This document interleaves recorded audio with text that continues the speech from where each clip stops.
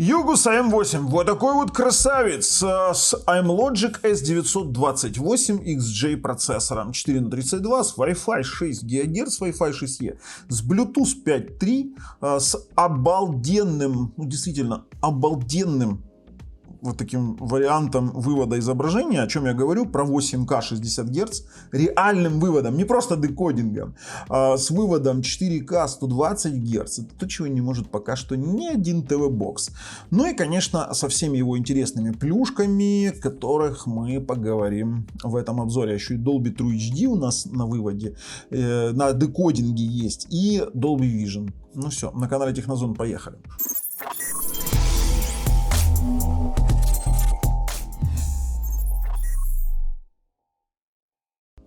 Ну а начинаем мы, конечно же, с Алиэкспресса. Смотрите, цена 189 не актуальна. Актуальную цену вы можете узнать по ссылке в описании под видео. Я могу здесь написать 159, 169. Все равно для каждой страны она будет разная. И это предпродажная цена.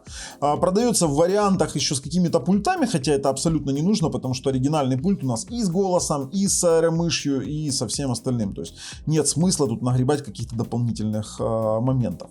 О чем идет речь? Смотрите, это 12-нанометровый процессор Cortex, одно ядро большое, Cortex A76, Big Core они так его назвали, Cortex A76 до 1,9 ГГц и 4 энергоэффективных Cortex A55. Все это подкреплено графикой AMOLED G57, 4 гига DDR4, 32 гигабайта оперативной памяти. OEM можно все там получить. Ну и сразу меня сейчас отвечу на многих интересующий вопрос. Смотри, там тут одно ядро Cortex A76 и оно 1,9 ГГц, а AM6B Plus там 2 ядра, а A311D2, так там вообще там 4 на 4 ядра. Но, ребят, это вообще абсолютно принципиально разные процы, разные задачи для них, поэтому, ну, будем все по порядку уже смотреть. А вот что самое по Wi-Fi интересное, это у нас AP6276P Wi-Fi 6E. То есть у нас здесь официально заявлено Wi-Fi 6E 2 на 2 MU-MIMO и такое себе тело. Bluetooth 5.3, 1000 мегабитный LAN, и тут пошло уже там дальше.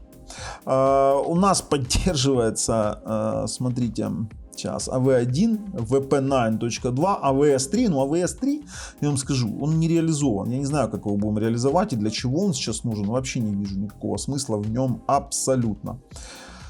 То, что пообещали 8К, я все сейчас покажу. Мы, конечно, его сейчас с вами распакуем, обозреем, еще и разберем, наверное. Вот то, что он у нас в AnTuTu забирает больше 200 тысяч баллов, это факт, мне нравится. То, что Wi-Fi 6E работает тоже, то, что есть автофреймрейт тоже, но об этом я всем расскажу, об этих всех возможностях уже в самом обзоре. Слушайте, Югус Remote Server есть классное приложение, вообще просто невероятное, да еще и комплектуется классной мышкой. По поводу Dolby Vision. Ребят, Dolby Vision реально есть. Смотрите, есть 5-й, 8-й профиль и 7-й однослойник. FL через MEL не проигрывает, сразу говорю, то есть чтобы не было никаких вопросов. Ну и, конечно же, все фирменные фичи Югус. Что мы сейчас делаем? Мы сейчас его распаковываем, разбираем, тестируем на чистом андроиде и пробуем установить модуль Android TV. Для того, чтобы этот модуль был, ну, я должен проверить совместимость. Ссылку на этот модуль я разместил в описании под видео, можете его закачать. Ну и, конечно же, подписываемся, нажимаем колокольчик, чтобы не пропустить дальнейшие наши самые интересные обзоры. Ну а все остальное мы будем обсуждать уже с вами в процессе обзора. Переходим на разборочку и потом уже сами выводы в самом конце. Ну, смотрите, для начала мы должны с вами рассмотреть, что у нас есть в самом TV-боксе. Спереди есть окошко инфракрасного излучателя, есть у нас две антенны. В принципе, их можно сейчас пока открутить. Антенны лопатки, такие же, как на AM6 Plus, по идее. Снизу у нас диффузоры охлаждения. Есть у нас разъем Recovery и Mask ROM для прошивки. Здесь у нас есть питание DC 12 вольт. Есть OTG разъем на Type-C, HDMI 2.1, LAN RJ45 1 гигабит, SPDIF, AUX есть. Есть USB 3 штучки, 3.1, вернее 3.0 и microSD карты. Разъем для microSD карт. Сам он по себе металлический. Перед тем, как я его буду разбирать и мучить, посмотрим, что у нас есть тут конкретно. Давайте открываем. в коробочке. И тут у нас, ну, сама форма, рекламка. Есть фирменный кабель Югус. Видели? Какой симпатичный, плетеный. Ой, Югус, а ну признавайтесь, не у Югрина ли заказывали, а? Что-то знакомый кабель до ужаса. Не у Югрина, но... Блин, знакомый вообще. Я видел уже этот коннектор. Есть фирменный HDMI 2. Ой, а кабель тоже знакомый. До ужаса.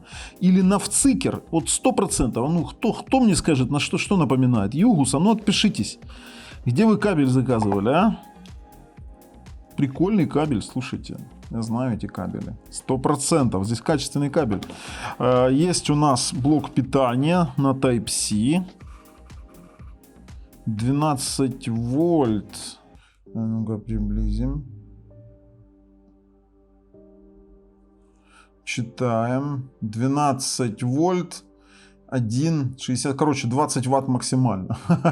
Это что, Power Delivery, что ли? Капец, слушайте, Power Delivery реально. И есть у нас пульт Югус стандартный. Ну, как стандартный, с аэромышью, с голосом, с кнопкой меню программируемой и с программируемой кнопкой инфракрасной для телевизора. Здесь даже инструкция есть. Ну, я, конечно же, все это уже распечатывал, поэтому все складываем и убираем. Это нам пока не пригодится. Нам пригодится сам по себе Югус и пригодятся нам наши отверточки. Потому что сейчас мы будем здесь разбирать. Прошу прощения за беспорядок. Очень хотелось его быстренько снять. Так, отдираем ему лапы. Бедняга пошел по кривой дорожке этой жизни. Лапы отодрали. Потом скажут, Югусы позвонят мне, скажут, что ж ты делаешь, а, супостат? Лапы отдираешь? За что ты отдираешь лапы нашему ТВ-боксу, блин? Ну, как-то так.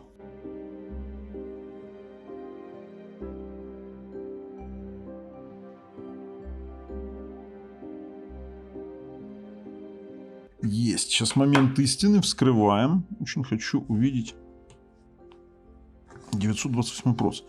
Слушайте, его еще вскрыть надо. Тоже квест. О, смотрите, как по-хитрому сделали. Пыльник. Я бы пыльник удалил бы нафиг. Вообще выкинул бы пыльник. Я вам честно говорю. Хотя он и так не греется, но они его дополнительно охлаждают. Вот эту вот часть. Смотрите. Эту часть. АМ8 4х32. Ну, модуль мы уже с вами посмотрели, какой у нас. АП. Ну, сейчас мы приблизим максимально. АП6276. Да, это Wi-Fi 6E модуль. Ладно. Убедили. Хорошо. Будем вскрывать плату. Взрываем. Так, ну смотрите, здесь есть 4 винта. Это, по-видимому, крепление радиатора, потому что оно на пружинах. Будем сейчас взрывать вот эти вот 4 винтика черных. Так, вскрыли, смотрим. Больше черных нету? Нету.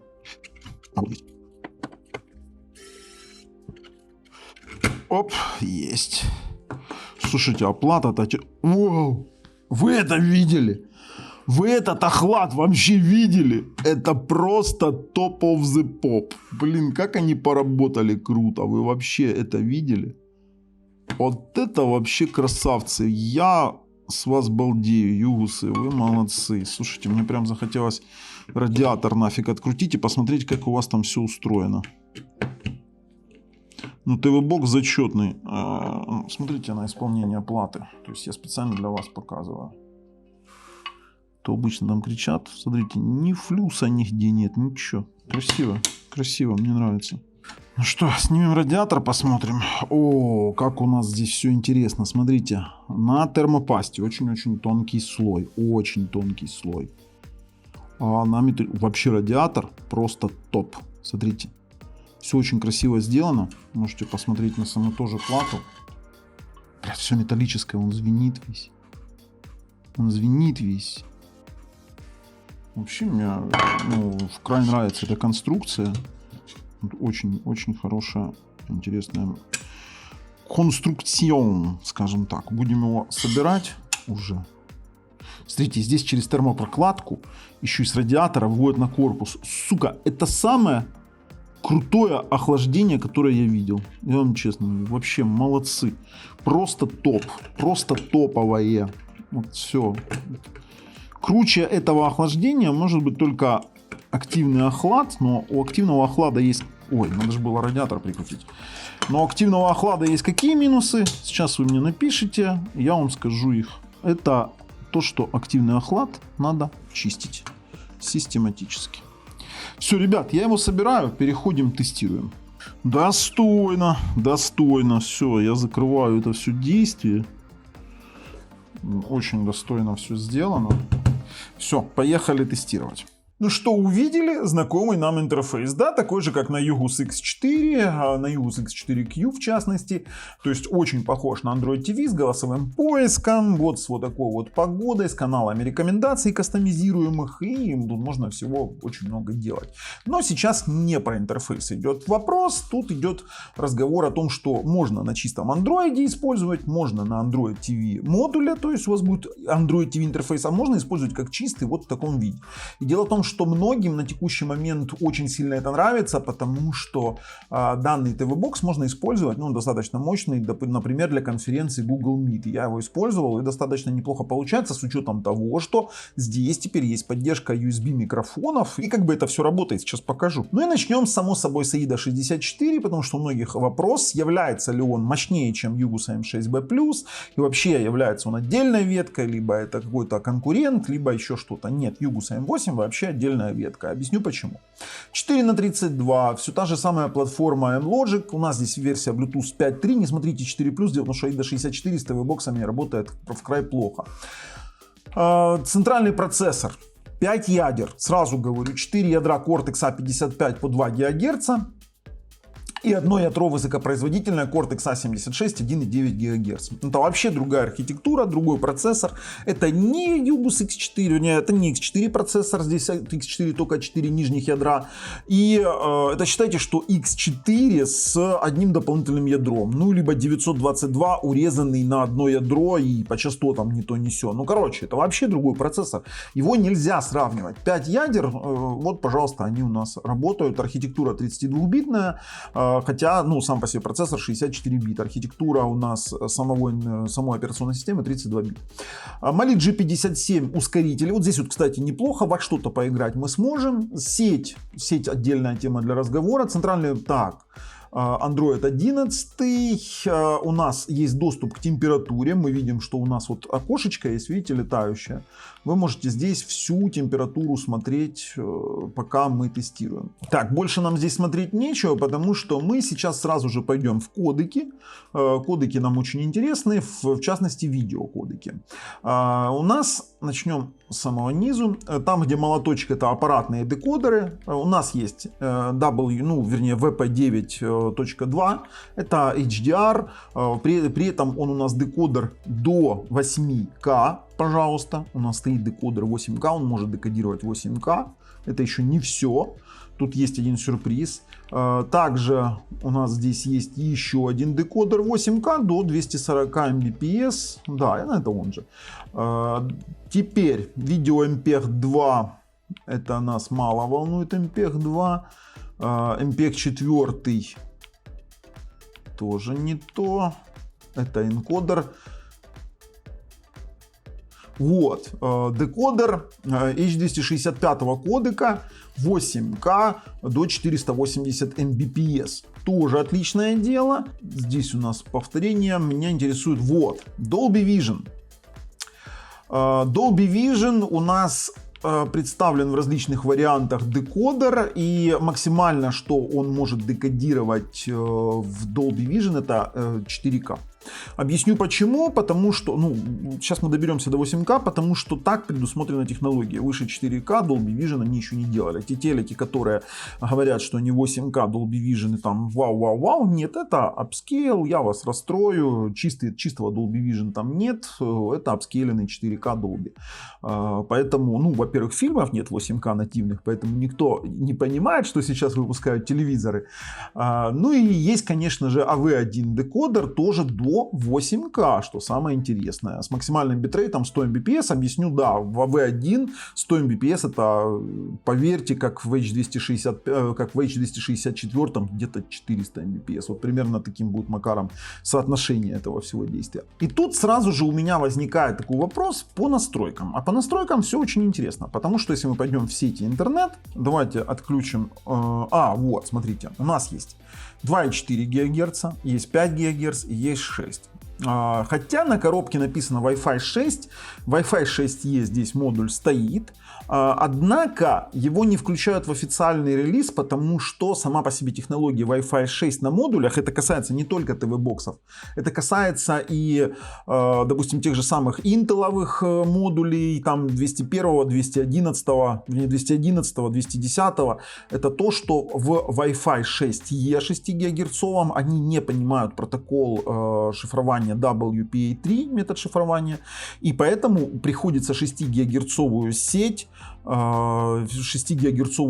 держать открытой без пароля. Это плохо. Конечно, не у каждого есть 6 ГГц там девайс, но поэтому 6 ГГц он может, сейчас я вам покажу скорости, но вот есть как есть. Давайте 5 подключимся, а потом уже будем дальше тестировать.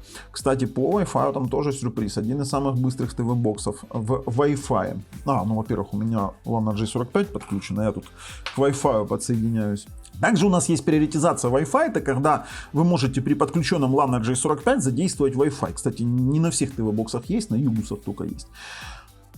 Теперь в настройках устройства. Об устройстве у нас тут все понятно. AM8, версия 11, ничего интересного. Самое интересное начинается во входах и устройства в HDMI CIG, где мы можем полностью через протокол HDMI CIG управлять любым устройством, и телевизором, и аудио-видеоресивером. То есть у нас есть и AVR, и только те, которые поддерживают, конечно, протокол CIG. Если кто-то не поддерживает протокол CIG, то включать-выключать вы сможете через инфракрасную кнопку, которую можно программировать на пульте. Но HDMI CIG здесь самый что ни есть полный.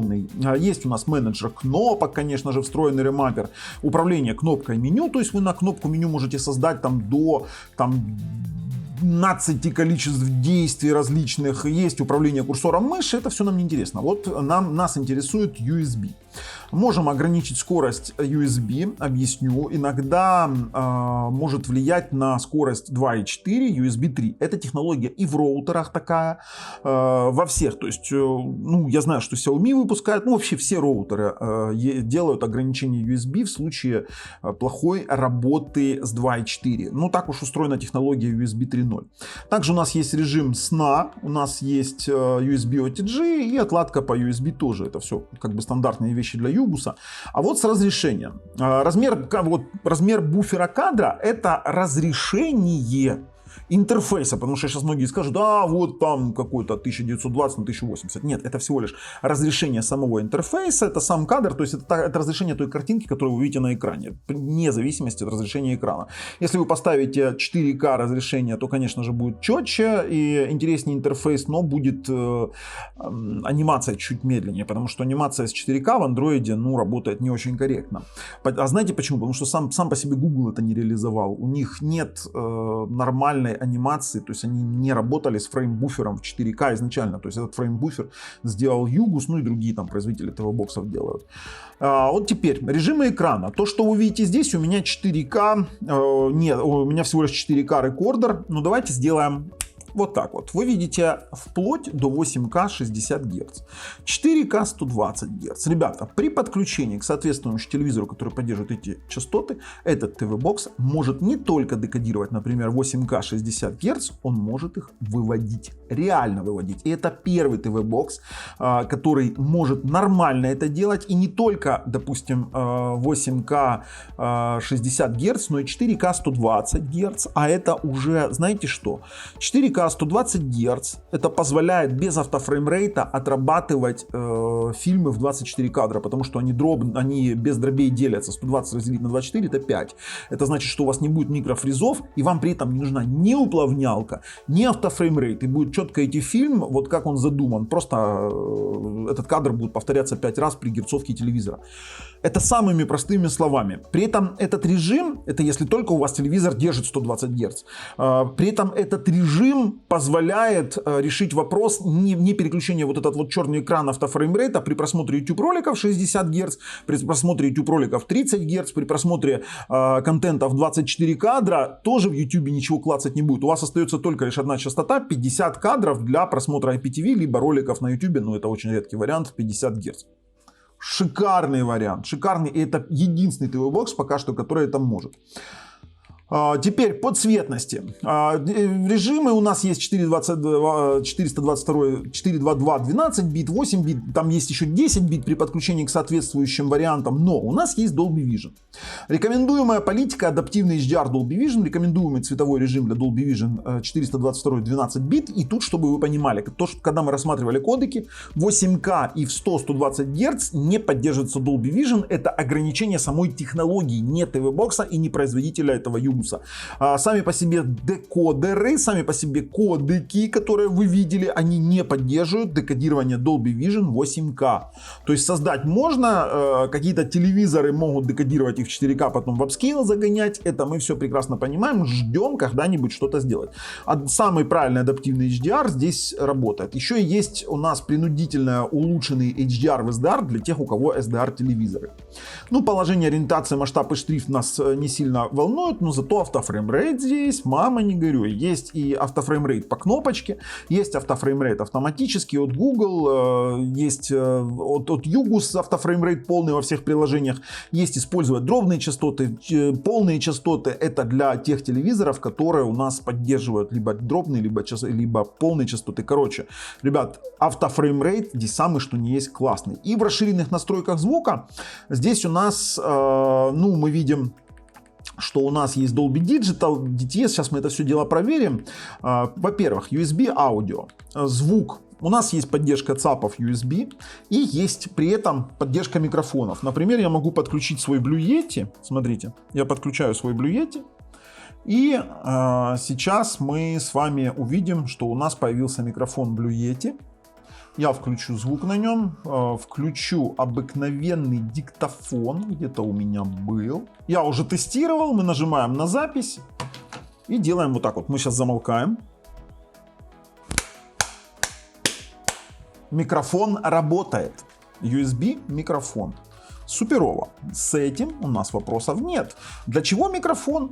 Например, при подключении камеры, при подключении, допустим, того же самого там, микрофона дополнительного. Во-первых, можете обеспечить постоянную работу Google Ассистента и можете обеспечить, например, общение через Google Meet, через Skype, через какие-то мессенджеры в случае того, что если он у вас будет работать на, скажем так, на чистом андроиде. Аватар. Вот я сделал голосовой поиск сразу, и вы, вот, знаете, мы пока не вышли, и мы видим, что у нас голосовой поиск от YouSearch работает.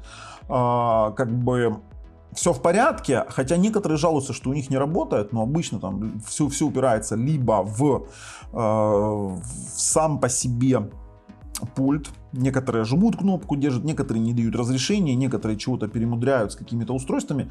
У меня как бы вообще работает. И у меня есть Югус X4Q, он работает, есть Югус X4 новый. У меня как бы вопросов с этим нет. Давайте так, мы сейчас дальше просмотрим, что у нас. Ну, во-первых, выключим микрофон. Голос мы с вами уже проверили.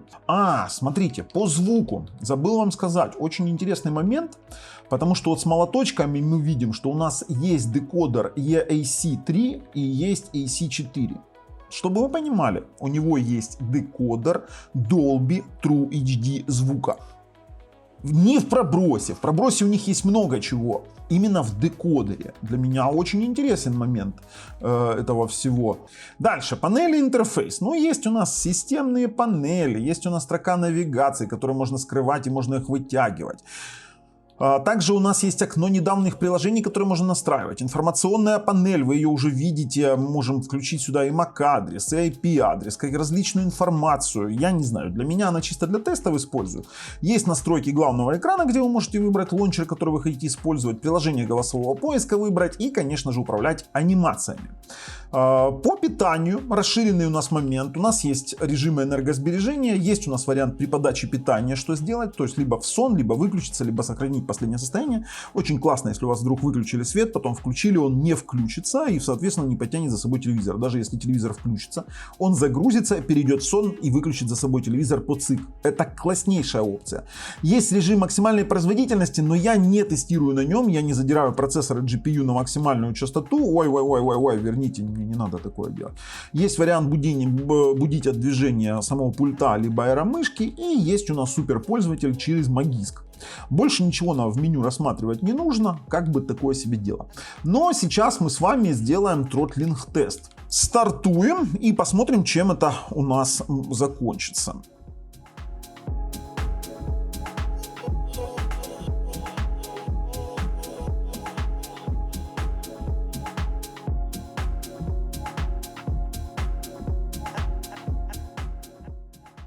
Смотрите, у нас есть Performance 86905 GIPS, нагревался максимально 55 градусов, в принципе абсолютно нормальные показатели. Единственный артефакт, который был у нас на графике, это из-за вот это вот окошко, которое у нас вот это вот болтается с температурой, обычно оно вызывает вот эти вот артефакты, которые могут быть.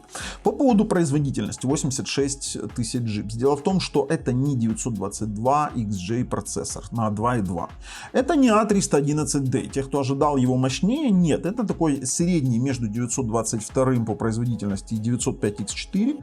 Он конкретно мощнее по своей производительности и по графике Mali G57, но при этом не такой мощный, как A311D2. То есть там погнали за ядра, здесь за ядрами, здесь погнались за кодеками и возможностью воспроизведения 8К. Тот же A311D2 может декодировать, выводить не может. Ну, как-то так. И по производительности у нас Antutu это 208 тысяч баллов. В принципе, тоже очень даже неплохо, как для ТВ-бокса. То есть мы на этом сможем даже поиграть, о чем нам говорит, в принципе, результаты 3D Mark теста, где у нас Wistorm Extreme максимально, Wistorm Unlimited максимально, в Slingshot Extreme 2000 фактически, и в Slingshot 2802. Я же говорю, мы сможем поиграть, особенно в танчики, потому что здесь танчики будут работать, не будут черные текстуры, и это очень хорошо. Последний системный тест, который перед тестом сети, потому что тест сети это уже больше мультимедийный, я хочу сделать скорость внутренней памяти для того, чтобы... ну слушайте, наверное, если он нам позволит, мы сделаем и тест на внешний USB 3. Очень интересно будет, насколько это заработает. Ну, сейчас попробуем. Ну, таким вот образом. Сможет ли он? Ну, это Android 11, у него там вопросы с доступами у самого Android 11, но я знаю, что Yugo сумеет с этим работать. Слушайте, очень быстро работает интерфейс. Сам по себе бокс очень-очень быстрый. Ну нет, видите, не хочет, не дает он нам этот, поэтому мы проверим просто-напросто внутреннюю память на скорость чтения и копирования. Особенно меня интересует ОЗУ и скорость чтения из самого хранилища. Ух ты, а тест-то быстро прошел. Я вам объясню почему. Потому что скорость чтения из внутренней памяти 157 мегабайт, это не мегабит, мегабайт в секунду, это неплохо для ТВ-бокса. И скорость копирования оперативной памяти 3,69 гигабайта в секунду. Вау. Вот честно, вау. Все должно работать в огнях. Теперь, в принципе, для меня, сейчас мы это все дело позакрываем. В принципе, для меня настало время мультимедийных тестов, куда я приравниваю тесты сети, сетевые тесты. И здесь нас ждет очень такой прикольный, классный результат. Объясню почему. Потому что Wi-Fi 5 ГГц и Wi-Fi 6 ГГц показывают у нас вот такие вот цифры. Это Wi-Fi. Это не LAN. Это Wi-Fi 5 ГГц, 710 мегабит на загрузку на, 709,8 на, давай, покажи мне на 600, на 700 Нифига себе, сколько цифр. 5 ГГц. Я в тихом ауте. Просто, вы вообще это видели? Вы вообще это видели? Так, переключимся на 6 ГГц. Мне вот просто интересно, как это все дело работает. Ну, как бы, я-то знаю, как это дело работает, но... А ну, давайте включим, чтобы отобразилось все сети. Но не будьте, скажем так, оптимистами в плане 6 ГГц. 6 ГГц, хотя он поддерживает, для меня это мертвый стандарт подключения к сети. Я использую Asus на Wi-Fi 6E. Вот, все, подключилось к 6 ГГц сети.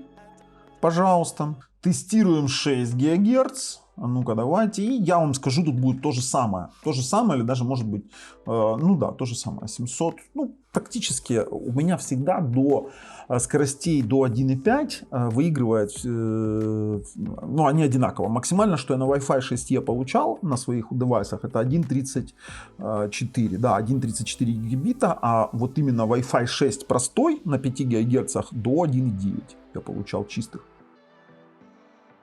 Но это первый ТВ-бокс в моей практике, который по Wi-Fi просто вот такие вот цифры показывает. Сумасшедшие.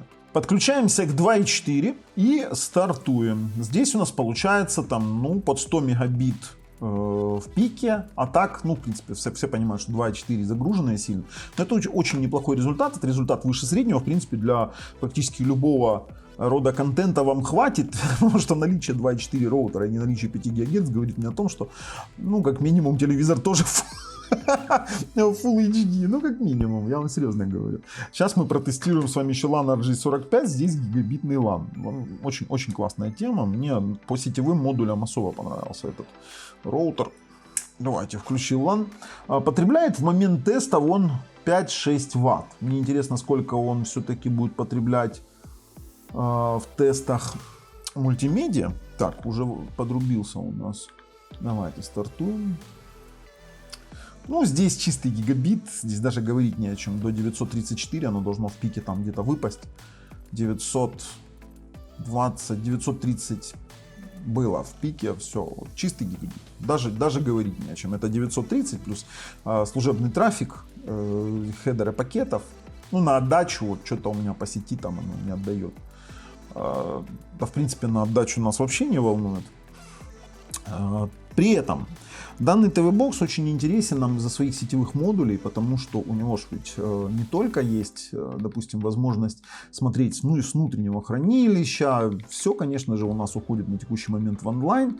И при этом мне нравится, что у нас есть такие моменты, как Samba сервер, есть CIFS клиент, есть NFS клиент. При наличии, допустим, того же самого NAS сервера можем подключить NFS клиент, CIFS клиент, это подключиться к Samba серверу или создать свой. Ну, например, мы сейчас создали файловый сервер, просто-напросто даже вот безавторизационный, и я могу вот, смотрите, я не буду тут записи с экранов показывать, но сейчас покажу одну вещь. У меня появился вот такой вот AM8 в списке серверов, то есть сервачок, пожалуйста, вы можете использовать, можете закидывать на него файлы, либо закидывать ну, все что угодно можете использовать. То есть вы фактически можете подключить к нему SSD-диск и прямо напрямую в него фильмы писать на SSD-диск. Это тоже очень хорошо. А теперь очень интересный момент. Мы идем, начинаем тестировать уже сами по себе мультимедиечку. В частности, у меня есть мои ролики, которые я делал, это «Дикая река». Тут ее можно даже, конечно, не запускать, потому что она в HDR спокойно работает, без единого фриза, без единого тормоза. Сейчас, конечно, это будет показывать VP9, сейчас включим 4К, но дело в том, что он может и 8К YouTube. Сейчас мы покажем вам Японию 8К, включим ролик. Вот, пожалуйста, «Дикая река» 4К идет очень-очень круто. То есть без единого дропа. По YouTube вообще вопросов нет. Я использую YouTube Premium. Тут как бы для меня более чем достаточно. Ну, давайте с вами 4К HDR уже не актуально для этого ТВ-бокса. Вообще не актуально. Хочу вам напомнить, что данный ТВ-бокс не поддерживает Dolby Vision выше, допустим, там 8К, да, ой, выше 4К. Но HDR есть. А вы знаете, сколько псевдо 8К роликов существует в YouTube. Они пишут 8К, реально их нет. Вот вы видите сейчас ролик, где мы можем выбрать 4320p. Он 24-кадровый, потому что никто ничего интересного. Ну, сейчас мы Японию еще загрузим. Сейчас загрузится этот ролик, посмотрим. То есть, смотрите, я вам сейчас покажу один момент. Здесь у нас можно выбрать 8К. Ну, мы выходим. Очень много псевдороликов загружают именно в 8К. Вернее, пишут, что 8К. А вот здесь вот 8К канал мы не можем выбрать, потому что его реально нет. 4К. Это с таким расчетом, что люди ведутся, что он типа 8К и будет все классно работать. Давайте найдем с вами Японию 8К. Япония 8К. Заодно проверили с вами голос в YouTube. Все работает. И пробуем Японию 8К. Ну, сейчас она VV01 в 4К включила. Ой, вот, пожалуйста, здесь тоже 8К поддерживается. И вот, пожалуйста, 8К у нас без дропов в AV1 кодеке. Проигрывается. Просто идеально. И тут я вам сейчас покажу один момент. Почему, я вот остановил специально ролик. Давайте остановим. Почему важен AV1? Вот я вам сейчас показываю один классный момент. Потому что я сейчас на TV Box оставил коннект 17 мегабит. И мы смотрим с вами 8К в AV1 кодеке. Вот для чего нам нужен AV1 кодек. Потому что он позволяет смотреть экстра большие видео при достаточно маленькой скорости интернета. Вот в чем фишка. То есть вы на такой скорости 4К 60 FPS вообще запросто через AV1 сможете смотреть. То есть мы здесь имеем вот такой момент. Теперь мы проверяем, что у нас по звуку и что у нас по воспроизведению снаружи, с внешнего носителя. Да, кстати, у нас же здесь установлен еще Yugu сервер.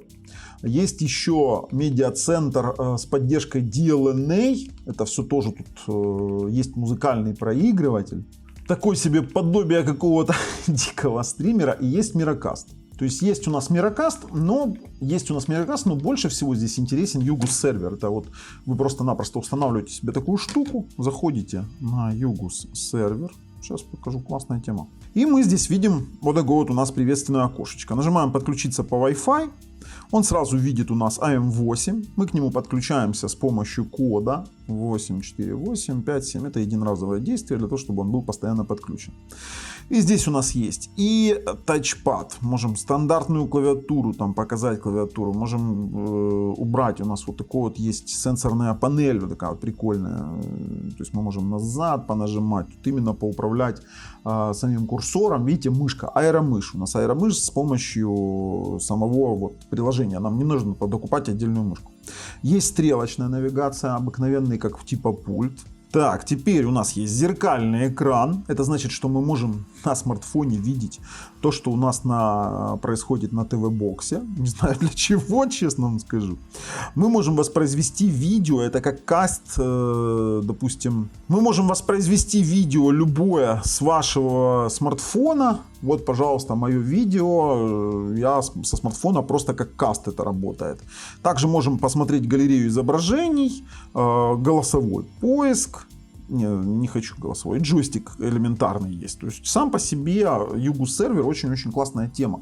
Мне прям нравится, как это все дело работает. Давайте вернемся. Слишком вот настолько Yugu тяжело обозревать. Слишком много разных плюшек. Очень много. Будем пробовать через коди. Вот у меня подключен SSD диск. И первое, с чего я хочу попробовать. Первое, это декодинг. Сейчас 8К, 24 кадра. Это то, что сделал я. 24 кадра, пожалуйста, 8К просто отрабатывает идеально. Это у меня сэмпл 8К 200 Mbps. И сэмпл 8К 60 Гц 400 Mbps. Он до 480 может декодировать. Ой, вернее, это 300 Mbps, прошу прощения. То есть идеально, просто идеально. Мы здесь можем включить какой-нибудь мега ремукс. И у нас 4К 60 FPS, еще и в Dolby Digital сейчас он идет. При этом в Dolby Digital Plus. И работает отлично. То есть это то, что мы имеем. А ну давайте его перемотаем куда-то. Конечно, мне приходится много чего скрывать, потому что тут вообще все мгновенно делается. Вообще контент проигрываться на этой штуке практически мгновенно. Вот, пожалуйста, идет фильм. Мне, как всегда, везет на темные сцены. Или любой другой какой-то очень тяжелый фильм. Но нам нужно с вами проверить, во-первых, Dolby Vision. Что же у нас по Dolby Vision? У меня есть, знаете, что я сделал? Я нагреб тестовых файлов Dolby. И сейчас расскажу вам, что и как работает. Фактически вы будете видеть, как это все дело работает на телевизоре, потому что для этого нужно подключать к Dolby Vision телевизору, потому что здесь мы будем видеть в зеленых цветах, потому что у меня сейчас рекордер не Dolby Vision, понимаете, но он декодирует спокойно 5 и 8 профиль. Он спокойно проигрывает, то есть 5 и 8 это то, в чем сейчас там МКВ делают преимущественно раздачи. С 7 профилем он работает только с однослойными. Те, кто там рассчитывает увидеть, допустим, какой-то там mail, через mail у вас ничего не получится. Но при этом все сэмплы, которые я ему подсовывал 5, 8 и 7 файл в однослойник, он у меня спокойненько проигрывал. То есть у меня как бы вопросов не возникло. Так, теперь по тесту звука. По звуку есть все. Абсолютно. Dolby Atmos. Так, Dolby Atmos. Включили тестовый ролик. Пожалуйста, Dolby Atmos у нас ресивер показывает. Хорошо. Dolby True HD. Да ладно, слушайте, но Dolby True HD здесь в декодере. Если Atmos там и... Так, Dolby Digital Plus у нас, кстати, тоже, по-моему, в декодере. Да, плюс есть. Dolby True HD мы пробовали. Теперь DTS ядро. Есть. DTS HD Master Audio. Ребята, а есть-то и DTS X. И DTS X тоже у меня показывает. Здесь мы делаем вывод по оффлайн просмотру. Без ограничений. Любой размер, любой файл. По размеру вообще до 8К 60 Гц, до 480 Mbps заявлено. 300 я пробовал. Он может спокойно декодировать. По звуку. Есть все звуки в пробросе, кроме Dolby Digital True HD и Dolby Digital Plus. По крайней мере, они заявлены EAC3 и AC4 в декодере. Ну, это то, что я вижу в самой программе диагностики. DTS все в пробросе. По Dolby Vision 5 и 8 для раздач работает. Это все нормально. На 7 я бы не рассчитывал. Во-первых, маловато фильмов. Во-вторых, это всего лишь файл через mail. Это всего лишь однослойники. Все. Это вот то, что мы имеем. Теперь само собой, по каким-то моментам стриминга. Здесь DRM-инфо нам показывает, что у нас стоит DRM L3. Widevine L3. То есть у нас из этих самых стриминговых сервисов может работать что-то незатейливое по типу местечковых каких-то не глобальных стриминговых сервисов. То есть Amazon Prime, Netflix здесь работать не будет. Зато здесь прекрасно будет работать высокобитрейтные IPTV. Просто отлично. У меня как бы вообще, я сколько не смотрел. Давайте сейчас включим какой-нибудь другой канал. Вот, пожалуйста, отлично работает. Еще один канал. И так я могу делать до бесконечности. Огромные плейлисты он обрабатывает, мощности хватает. Высокобитрейтные каналы он отрабатывает. Все у него отлично с этим. А вот то, что касаемо раздачи, к сожалению, сейчас не могу показывать. Потому что YouTube чуть-чуть с ума сошел, и даже если ты показываешь замыленное, именно упоминаешь про раздачи, то я уже один раз получил на один ТВ-бокс страйк на канал, и очень-очень неприятная ситуация была. Но по раздачам он у меня, аватарчик, вот так вот, на лету. Поэтому, ну, тут неудивительно. Достаточно мощный процессор. Если процы поменьше, это все тягают. Но здесь ограничения по размерам самих по себе раздач у меня не было. Из того, что мы можем здесь еще сделать, это немножко поиграть во что-то. Хотя, честно говоря, я не вижу смысла во что-то тут играть. Ну, там, War Robots, например. Давайте попробуем. War Robots, танки. Так, начинаем бой. Посмотрим, у меня клавиатура, кстати, подключена. Сейчас посмотрим, что у нас получится. Да, он клавиатуру просит. Все, нормально. И вот, пожалуйста, у нас все работает. Это то, что касается у нас War Robots. Я, кстати, в War Robots раньше играл. Давай, поехали. На ТВ-боксах. Если бы вы знали, как я сейчас играю, я сейчас играю аэромышью и клавиатурой. Это такой себе вообще трешачок. Целиться, кстати, очень удобно. Я никогда не играл аэромышью.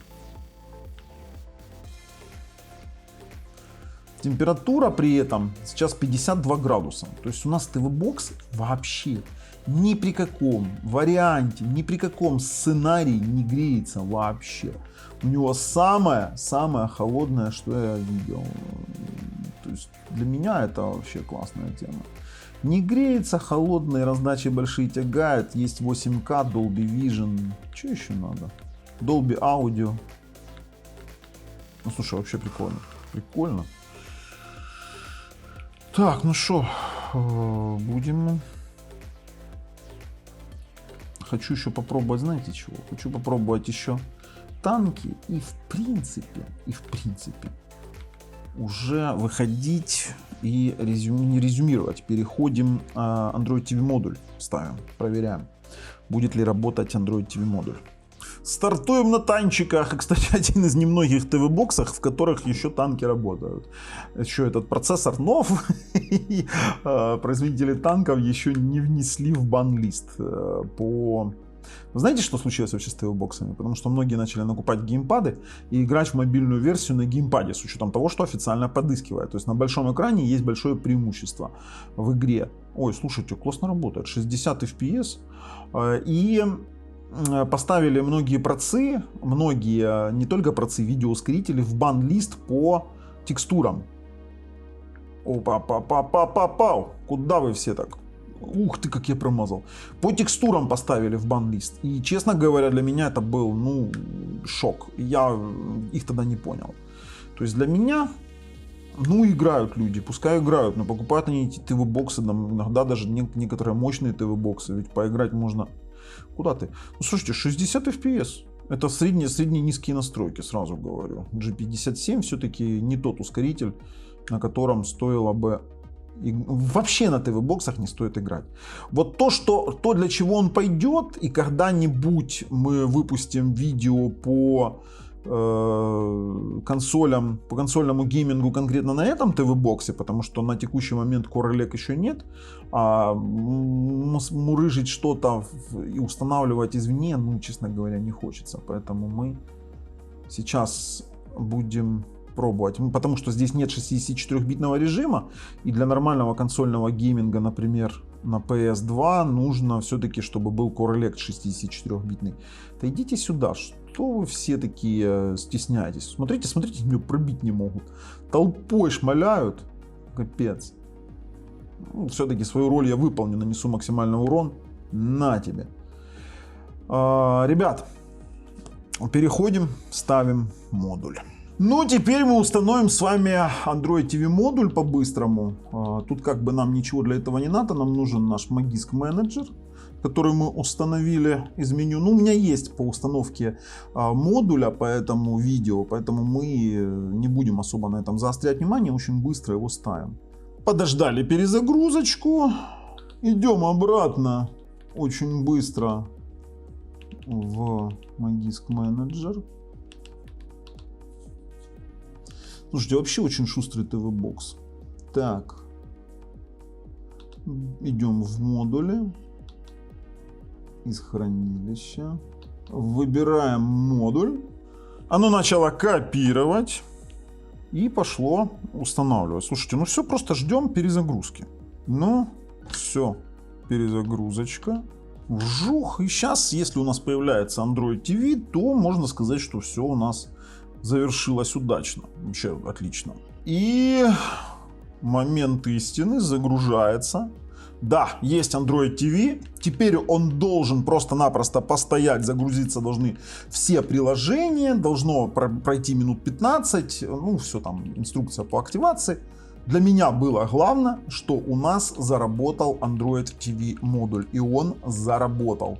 С Google Play Store Android TV и со всеми вытекающими отсюда последствиями. Ну, пока это все активируется. То есть сейчас это, ну вот Google Play уже все появляется, Android TV, вот он появился. То есть нужно просто теперь подождать мне 15 минут. А я готов уже пройти и прорезюмировать данный TV-Box. В качестве выводов скажу, многие почему-то думали, что это будет у нас преемник AM6. Нет, это другой TV-Box, абсолютно другая ниша, абсолютно по-другому работает, абсолютно он для других целей. Это не AM6, это AM8, очень крутой, мы его рекомендуем. С вами был Бабл, ну ссылки в описании под видео, с вами был Бабл на канале Технозон. Пока, ребят.